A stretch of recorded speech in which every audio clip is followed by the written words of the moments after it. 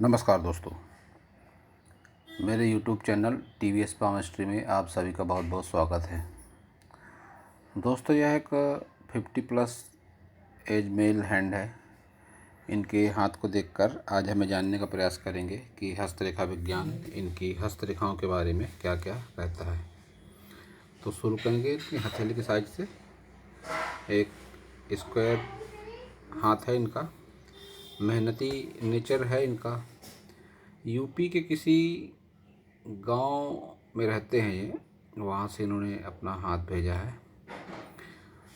किसानी से संबंधित काम में भी इनके जीवन का काफ़ी हिस्सा गुजरा है। तो मेहनती नेचर का संकेत ऐसा ही समझ सकते हैं। किसान के काम में तो बहुत ज़्यादा मेहनत होती है, तो वो हिसाब से हाथ इनका परफेक्ट है कि मेहनती नेचर ऐसे लोगों का होता है। हाथ का रंग भी सकारात्मक है। अब इनके सभी फिंगर की बात करेंगे तो बुध फिंगर की लंबाई अच्छी खासी है। लंबाई जब इतनी ज़्यादा हो जाती है तो कार्यकुशलता भी बढ़ जाती है ऐसे लोगों की।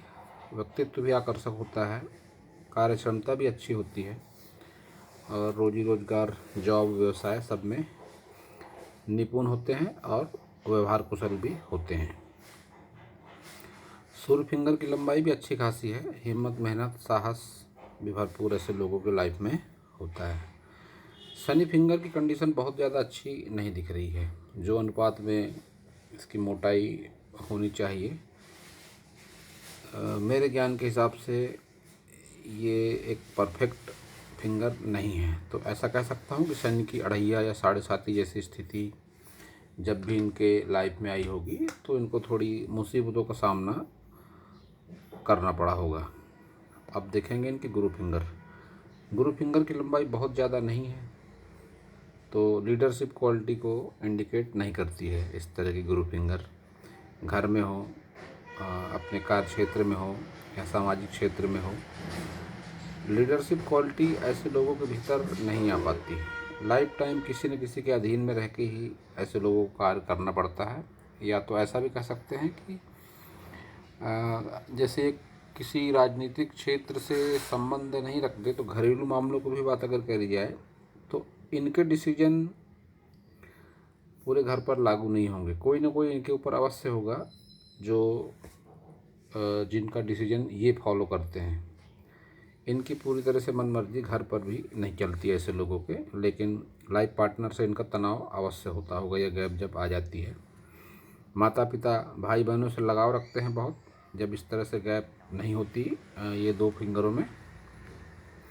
माता पिता से, भाई बहनों से लगाव अवश्य ऐसे लोग रखते हैं। मिलनसार व्यक्तित्व होता है, सामाजिक भी होते हैं। लेकिन वैवाहिक जीवन की बात करें तो मनमुटाव, एक पैरेलल सोच जो होती है शुरू से लेकर आखिरी तक, वो सोच इनके लाइफ में बनी हुई है।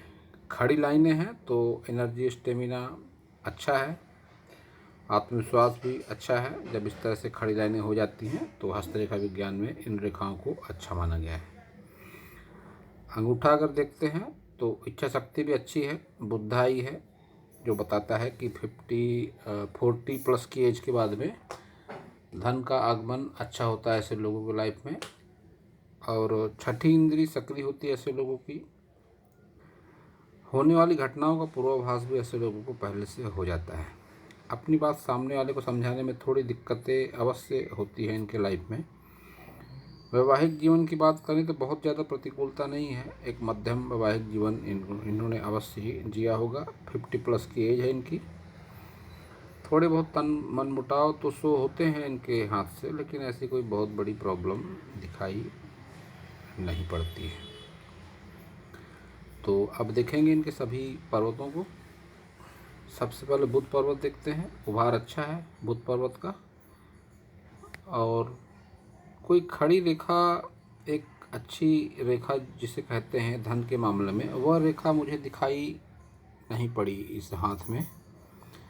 तो ऐसा कह सकते हैं कि धन की कमी का सामना इन्होंने अपनी लाइफ में किया है।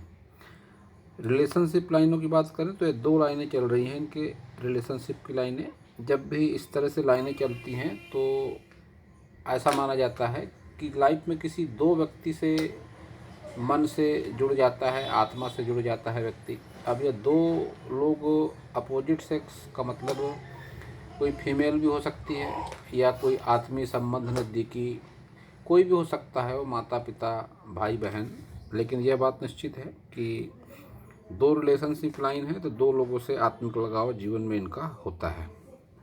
अब यह ज़रूरी नहीं कि वो लगाव किसी फीमेल से हो, किसी से भी हो सकता है, लेकिन दो बार आत्मीय लगाव की परिस्थितियाँ इनके जीवन में बनी है और वह एज इनकी क्रॉस हो चुकी है, वह लगाव इनका हो चुका है जिस किसी से भी हुआ हो। अब इनका देखेंगे सन माउंट।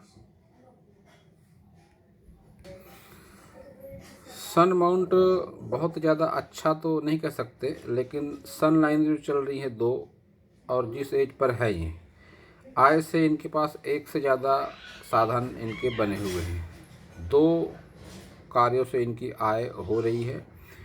अब जब भी इस तरह की लाइनें बनती हैं तो कई बार जो संतान की आय होती है वह भी इंडिकेट होती है इस तरह के लाइनों से। अगर पुत्र आज्ञाकारी है तो ऐसा मान लीजिए कि एक आय का साधन उसका और एक इनका, तो दो साधनों से इनकी आय इस एज में हो रही है। अब शनि पर्वत को अगर देखेंगे तो शनि पर्वत इनका फ्लैट है, तो एक बात ये अच्छी कह सकते हैं कि शनि फिंगर में वह अनुकूलता नहीं है, लेकिन शनि पर्वत फ्लैट है। तो शनि के विपरीत प्रभाव जो होते हैं तो एक दायरे में होते हैं, क्योंकि कोई अशुभ चिन्ह भी नहीं है इनके शनि माउंट पर।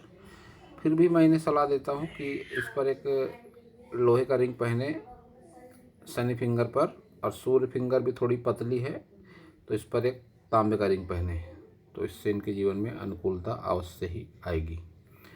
गुरु पर्वत उभार मध्यम कह सकते हैं। कोई धार्मिकता के चिन्ह विशेष मुझे दिखाई नहीं पड़ते इनके गुरु पर्वत पर, और वही हाल इनके चंद्र माउंट का भी है। ऐसा लगता है लाइफ में बहुत अधिक धार्मिकता इनके लिए मायने नहीं रखती है। जब भी इस तरह से परिस्थितियाँ बनती हैं तो धार्मिकता को बहुत अधिक महत्व ऐसे लोग नहीं दे पाते हैं। तो अब देखेंगे इनका मंगल पर्वत। मंगल पर्वत फ्लैट है बिल्कुल, अंदरूनी मंगल, कोई झगड़े झंझट कानून कोर्ट कचहरी से लेवा देवा इनका कोई दिखाई मुझे नहीं पड़ता। दोनों भी मंगल पर्वत अगर मैं देखता हूँ तो अच्छे हैं। आत्मविश्वास अच्छा होता है, व्यक्तित्व तो अच्छा होता है, मिलनसार होते हैं, यही सब बातें दिखाई पड़ती हैं इनके मंगल पर्वत से। शुक्र पर्वत की अगर बात करें तो स्थान अच्छा खासा शुक्र पर्वत का है, लेकिन कोई लाइनें इस पर बहुत अच्छी, या यूँ भी कह सकते हैं कि पूरा खाली ऐसा पड़ा है शुक्र पर्वत इनका। सुख सुविधाएं लाइफ में बहुत अधिक इनके नहीं रही होंगी अवश्य ही। कोई इन्वेस्टमेंट लेकिन अवश्य ही किया होगा इन्होंने, इनका शुक्र पर्वत देखकर मैं कह सकता हूँ। और दाम्पत्य जीवन बहुत अधिक अनुकूल नहीं, एक साधारण मध्यम दाम्पत्य जीवन इन्होंने जिया है। चंद्र पर्वत पूरी तरह से खाली पड़ा है, तो कह सकते हैं कि सोच एक सीमित सोच हो जाती है व्यक्ति की, सीमित दायरे में रहना सोचना, इस तरह की कंडीशन को बताता है ऐसा चंद्र पर्वत जब पूरी तरह से खाली हो जाता है। तो अब देखेंगे इनकी सभी प्रमुख लाइनों को। हार्ट लाइन देखते हैं, हृदय रेखा गुरु पर्वत की ओर रुख लगता है इनकी हृदय रेखा का, परिवारजनों के प्रति स्नेह को बताती है इस तरह की रेखा। लेकिन तनाव लाइफ टाइम लेकर चले हैं ये, इतनी डार्क रेखा जब हो जाती है तो इस रेखा को तनाव के रूप में ही देखा जाता है। मन पर कोई ना कोई तनाव निरंतर लेकर जीता है ऐसा व्यक्ति, और आगे की एज में भी इनको स्वास्थ्य से संबंधित समस्या का सामना करना पड़ेगा अवश्य ही। ये लाइन जब इस तरह से चलने लगती है स्वास्थ्य संबंधी समस्या को ही दिखाती है। इतनी डार्कनेस है इस लाइन पर कि मन में निरंतर कोई ना कोई तनाव इन्होंने अवश्य ही झेला है। अब अगर माइंड लाइन की बात करते हैं तो माइंड लाइन पर भी ये जो यौनुमा आकृति है, ऐसा कह सकते हैं कि 30 वर्ष के आसपास कोई संकट आकर टला इनके लाइफ में, जब भी यौनुमा आकृति बनती है किसी भी लाइन पर, तो यह तन मन धन के नुकसान को ही दिखाती है। माइंड लाइन बहुत लंबी नहीं है, लेकिन ऐसा कह सकते हैं कि 40 वर्ष की एज के बाद में इनकी सोच में कोई सकारात्मक चेंजेस अवश्य आया। जब इस तरह से लाइन ऊपर उठ के चलने लगती है तो यह विचारों में प्रबलता को ही दिखाती है। सोच का दायरा थोड़ा विस्तृत होता है, थोड़ा अलग सोचता है व्यक्ति, जो लाइफ के लिए सकारात्मक भी होता है। लाइफ लाइन की बात करते हैं तो लंबाई मध्यम लंबाई है।